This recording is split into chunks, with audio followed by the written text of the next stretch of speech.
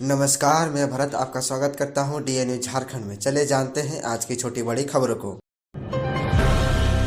स्थानीय लोगों को 75% नौकरी के नियम के साथ 50 आउटसोर्सिंग कंपनियों ने लगाया निबंधन शिविर। निजी क्षेत्र की कंपनियों में 75% स्थानीय लोगों को नियोजन देने के लिए शुक्रवार को निबंधन शिविर का आयोजन किया गया। बीसीसीएल के सामुदायिक भवन में आयोजित निबंधन शिविर सह कार्यशाला में बीसीसीएल में काम करने वाली 50 आउटसोर्सिंग कंपनियों के प्रतिनिधियों ने भाग लिया। नियोजन पदाधिकारी आनंद कुमार तथा नोडल पदाधिकारी संतोष कुमार ने नियोजन अधिनियम की जानकारी दी। इस अधिनियम के आधार पर नियोजन देने के तरीकों बारे में बताया गया।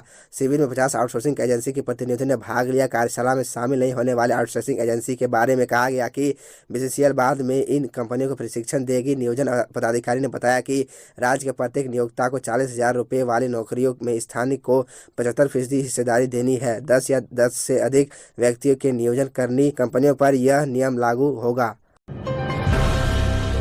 470 बूथों पर 3 लाख लोगों को दी जाएगी फाइलेरिया की दवा।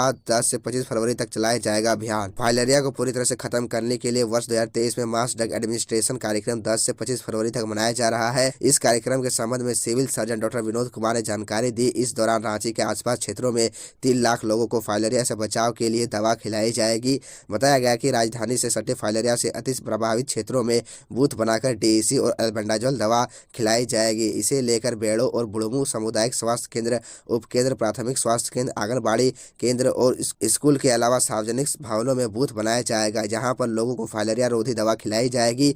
इस दौरान यदि कोई छूट गया हो तो छूटे हुए लोगों को घर घर जाकर 11 से 25 फरवरी तक दवा खिलाई जाएगी। वहीं 82 क्विक रिस्पांस टीम का गठन किया गया है। यदि दवा खिलाने के बाद कोई दिक्कत होती है तो उनका ट्रीटमेंट करेंगे। इस दौरान उन्होंने बताया कि पानी जमा होने वाले स्थानों में पनपने वाले मच्छरों के कारण फाइलेरिया रोग फैलता है। यह एक वेक्टर जनित रोग है।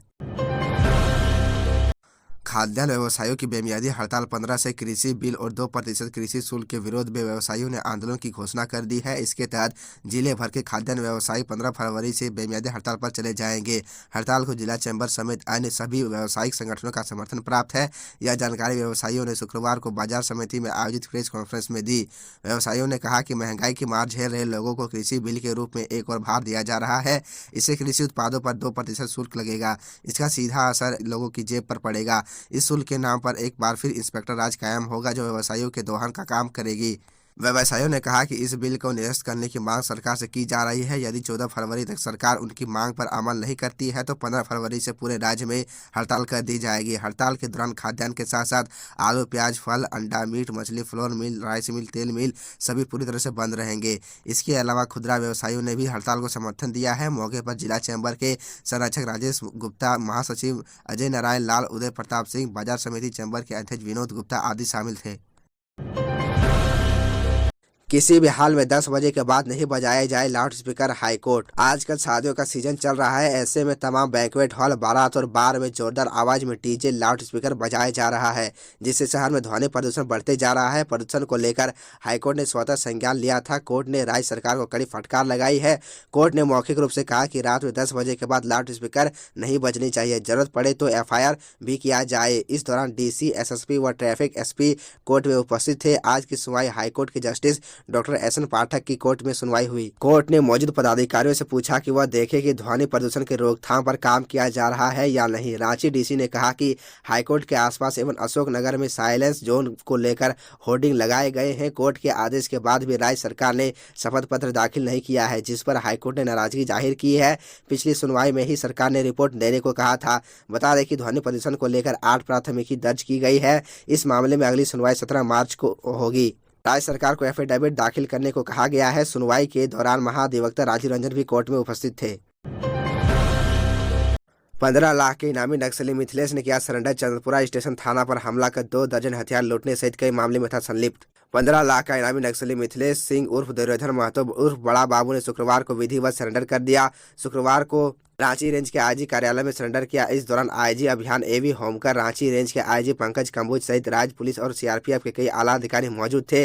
उत्तरी छोटा नागपुर जोनल कमेटी के अंतर्गत ऊपर घाट, झुमरा पहाड़, विष्णुगढ़ और रामगढ़ के क्षेत्र की कमान दुर्योधन के जिम्मे ही थी। वह 90 के दशक में छात्र संगठन से जुड़कर माओवादी संगठन में शामिल हुआ था। संगठन में समय गुजरने के साथ उसका ओहदा बढ़ता गया। साल 2001 में उसे झारखंड रीजनल कमेटी का सदस्य बना दिया गया। दुर्योधन जेल से साल 2013 में बाहर निकलने के बाद संगठन से माफीनामा लेकर वह दोबारा शामिल हो गया था। साल 2018 में उसे फिर से झारखंड रीजनल कमेटी का सदस्य बना दिया गया और जिलगा सब जोन का जिम्मा दिया गया।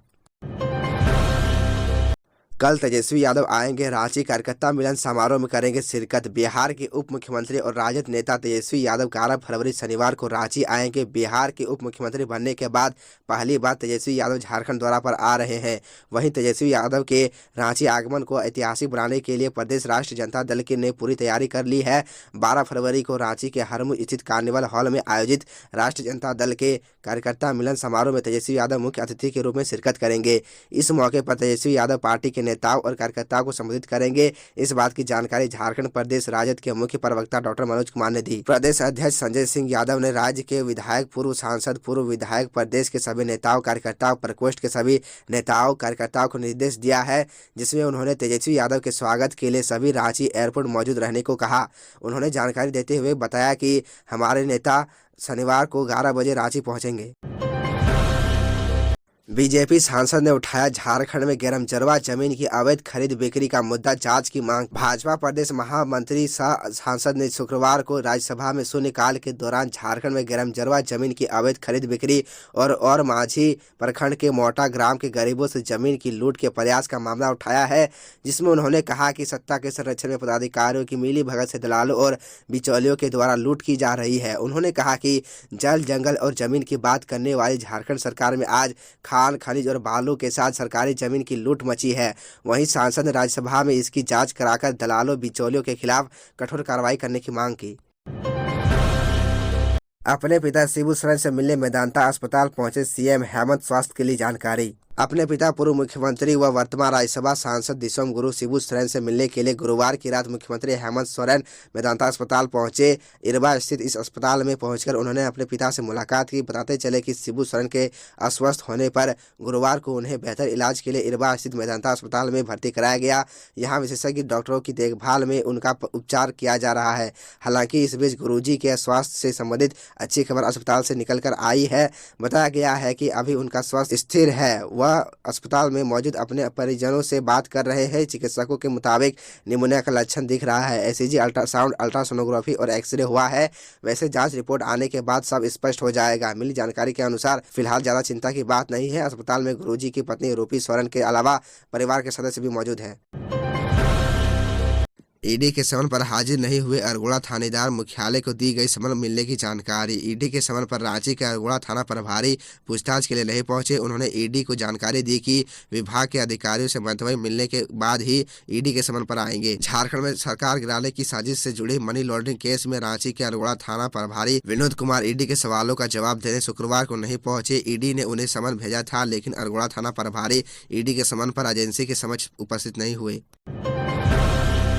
फाइलेरिया रोधी दवा खाने से 40 बच्चों की तबियत बिगड़ी, अस्पताल में एडमिट सभी बच्चे खतरे से बाहर। झारखंड के साहिबगंज जिले के उधवा प्रखंड के बाबू टोला प्राथमिक विद्यालय हरेराम टोला में फाइलेरिया रोधी दवा खाने से लगभग 40 बच्चे बीमार पड़ गए हैं। बच्चों को अनुमंडलीय अस्पताल में भर्ती कराया गया है। 32 बच्चों को अस्पताल में भर्ती कराया गया। अभिभावक दाऊद शेख ने बताया कि आज स्कूल में बच्चों को जबरन 3-3 गोलियां खिलाया गया। दवा खाने के बाद से ही कुछ बच्चों के पेट में दर्द तो कुछ बच्चे उल्टी के शिकार होने लगे। कोई बच्चा सिर दर्द करते हुए कुछ देर के लिए बेहोश भी हो गया। उसके बाद बच्चों को अस्पताल लाया गया। इस संदर्भ में डॉक्टर उदय ने बताया कि सभी बच्चे खतरे से बाहर है, घबराने की जरूरत नहीं। रामगढ़ उपचुनाव के रण में 18 प्रत्याशी दिखाएंगे दम, उम्मीदवारों को चुनाव चिन्ह आवंटित। रामगढ़ उपचुनाव को लेकर सरगर्मी काफी तेज हो चुकी है। नामांकन वापसी का समय खत्म हो चुका है। अब चुनावी मैदान में 18 प्रत्याशी हैं, जिनकी किस्मत का फैसला 27 फरवरी को जनता करेगी। विधानसभा उपचुनाव को लेकर नामांकन प्रक्रिया समाप्त होने के बाद स्क्रूटनी में 2 प्रत्याशियों के नामांकन फॉर्म में त्रुटि के कारण 2 प्रत्याशियों के नामांकन को रद्द कर दिया गया था। शुक्रवार को नामांकन वापसी की अंतिम तिथि थी। इस दौरान किसी भी प्रत्याशी के द्वारा नाम वापस नहीं लिया गया। सभी 18 प्रत्याशियों को चुनाव चिन्ह आवंटन कर दिया गया है। तो यह थी झारखंड की टॉप बड़ी खबरें, और इसी तरह झारखंड की छोटी सी बड़ी खबरों को देखने के लिए आप हमारे चैनल DN न्यूज़ झारखंड को सब्सक्राइब कर ले और बेल आइकन को प्रेस कर ले, जिससे आपको झारखंड की हर छोटी बड़ी खबरों की अपडेट आप तक पहुंचता रहे। तो आज के लिए इतना ही, हमें दीजिए इजाज़त, फिर मिलते हैं आपसे अगले वीडियो में।